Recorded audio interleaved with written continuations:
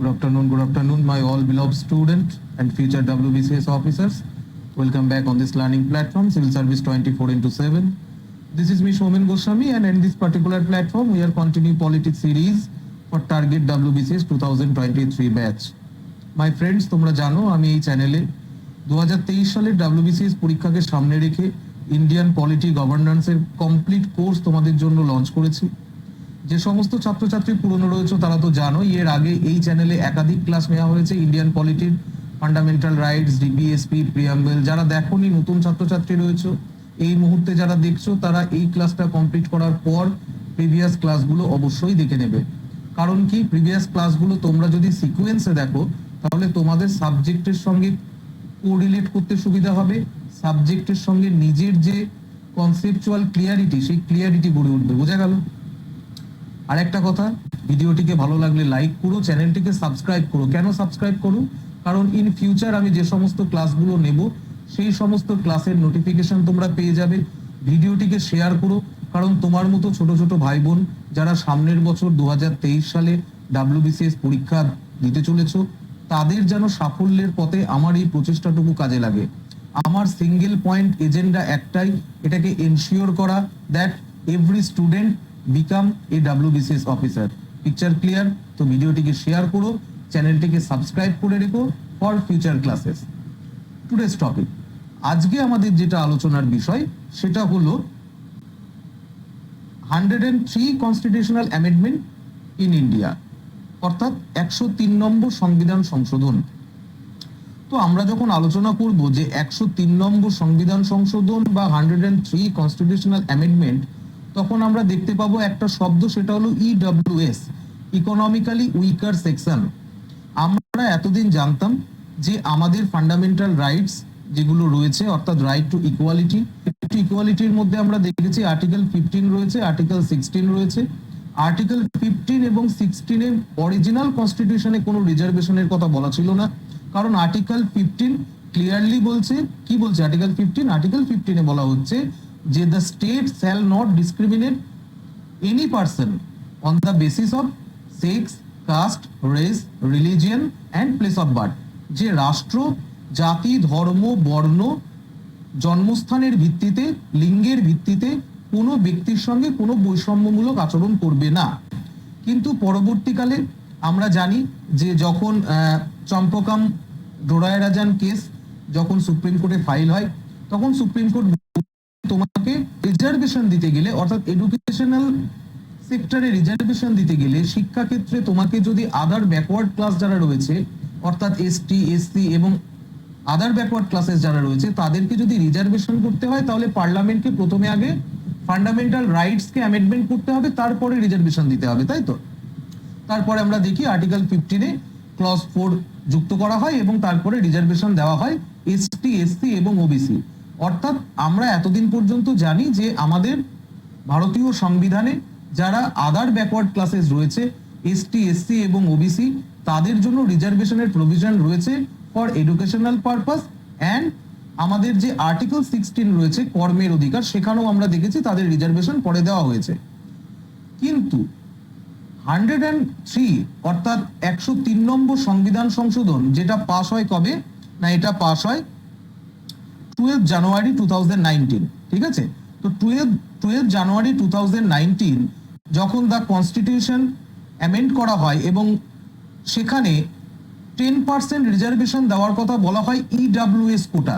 তো ইডব্লিউএস কোটা বলতে কি বোঝায়? ইডব্লিউএস কোটা বলতে বোঝায় আদার উইকার সেকশন। এই ইডব্লিউএস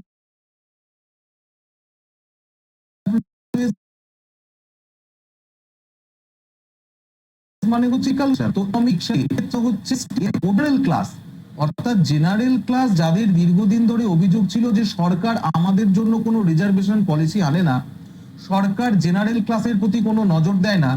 তখন খেয়াল করে দেখো 2014 সালে যখন নরেন্দ্র মোদী সরকার ক্ষমতায় আসে, তখন তারা বলেছিল যে ক্ষমতায় এলে আমরা জেনারেল ক্লাসের জন্য কিছুটা রিজার্ভেশন পলিসি রাখবো।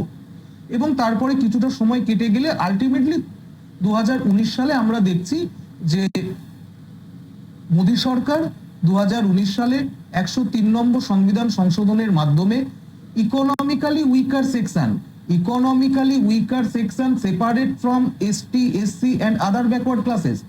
এই ইকোনমিক্যালি উইকার সেকশন বা ইডব্লিউএস কোটা শুধুমাত্র দেওয়া হচ্ছে জেনারেল সেকশনকে।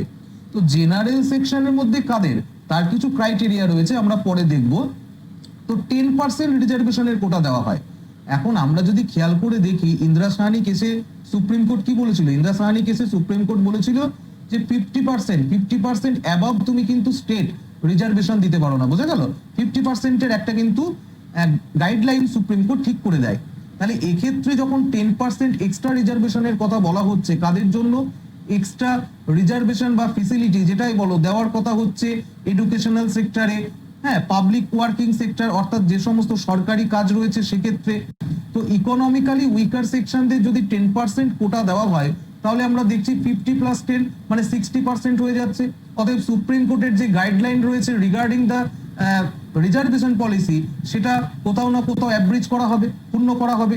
তবুও সরকার কিন্তু জেনারেল ক্লাসের কথা মাথায় রেখে honourable prime minister Shri Narendra Modi নেতৃত্বে মোদী গভর্নমেন্ট 103 নম্বর সংবিধান সংশোধন কিন্তু করে 2019-এ, এবং 103 নম্বর সংবিধান সংশোধনের মাধ্যমে ইডব্লিউএস কোটা তৈরি করা হয়।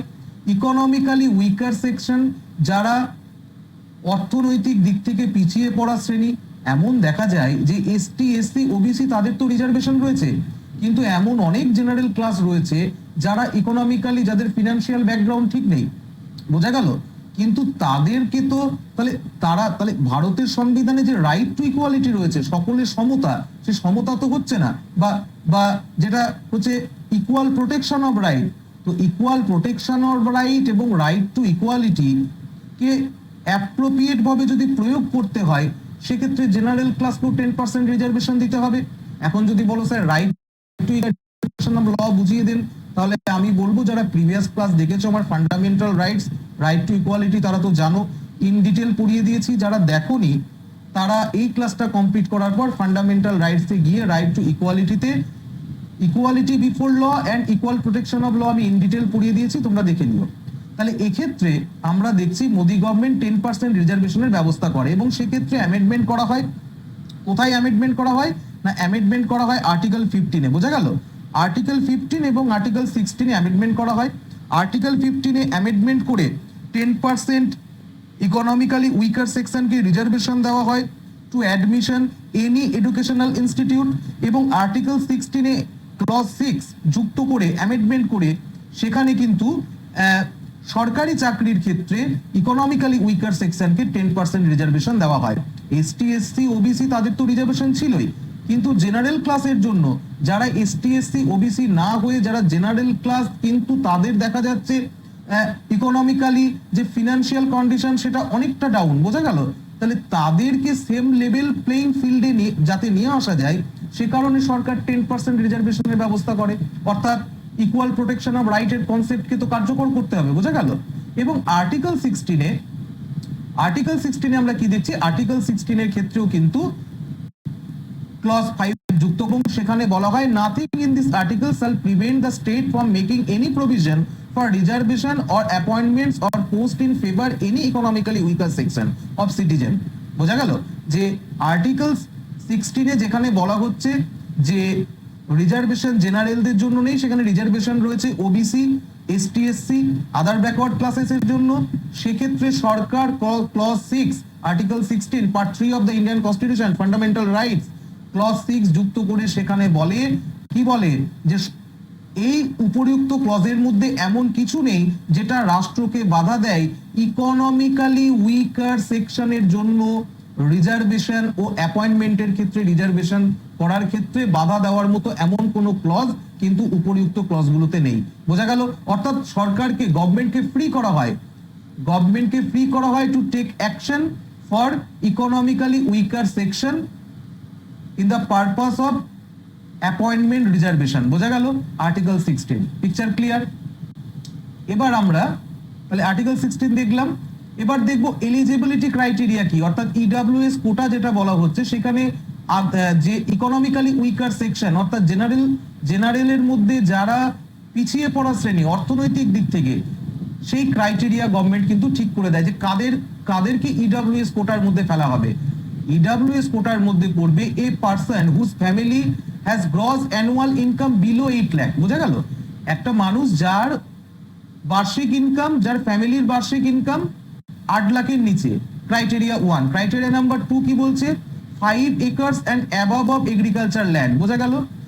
5 একরের মধ্যে যাদের এগ্রিকালচার ল্যান্ড রয়েছে এবং রেসিডেন্সিয়াল ফ্ল্যাট রয়েছে 100 square feet, residential plot 100 years above the notified municipalities এবং 200 years and above in areas or other than notified যে মিউনিসিপ্যালিটি রয়েছে সেখানে।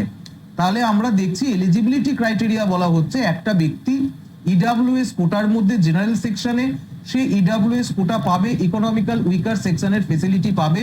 তার যদি ফ্যামিলি ইনকাম 8 লাখের নিচে হয়, বাৎসরিক ইনকাম 5 একরের মোটামুটি তার এগ্রিকালচার ল্যান্ড থাকবে এবং তার রেসিডেন্সিয়াল ফ্ল্যাট যদি 1000 স্কোয়ার ফিটের উপরে থাকে তাহলে পাবে না, যদি 1000 স্কোয়ার ফিটের কম হয় তাহলে পাবে।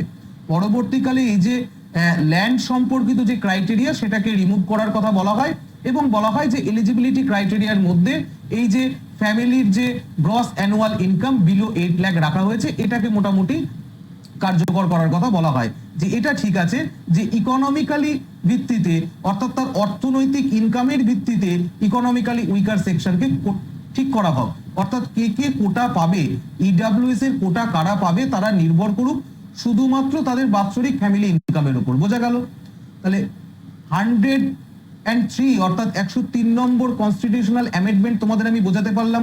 103 নম্বর কনস্টিটিউশনাল অ্যামেন্ডমেন্ট করা হয় 12 জানুয়ারি 2019 মোদি গভর্নমেন্টের আমলে এবং সেখানে কি করা হয় আর্টিকেল 15 যেখানে আমরা দেখেছি এডুকেশনাল ইনস্টিটিউশনে অ্যাডমিশনের ক্ষেত্রে ST SC and other backward class যারা রয়েছে তাদের যেমন রিজার্ভেশনের পলিসি ছিল, সেখানে জেনারেল ক্লাসের মধ্যে যারা অর্থনৈতিকভাবে পিছিয়ে পড়া শ্রেণী অর্থাৎ ইকোনমিক্যালি উইকার সেকশন তাদেরকে রিজার্ভেশন দেওয়া হয় এবং আর্টিকেল 16 যেখানে আমাদের রাইট টু ওয়ার্ক ছিল যে সরকারি সমস্ত পদে রিজার্ভেশন ছিল। কাদের রিজার্ভেশন ছিল? রিজার্ভেশন ছিল হচ্ছে এসটি এসসি এবং ওবিসিদের, সেখানে 10% কোটা দেওয়া হয় ইডব্লিউএস কে অর্থাৎ ইকোনমিক্যালি উইকার সেকশনকে।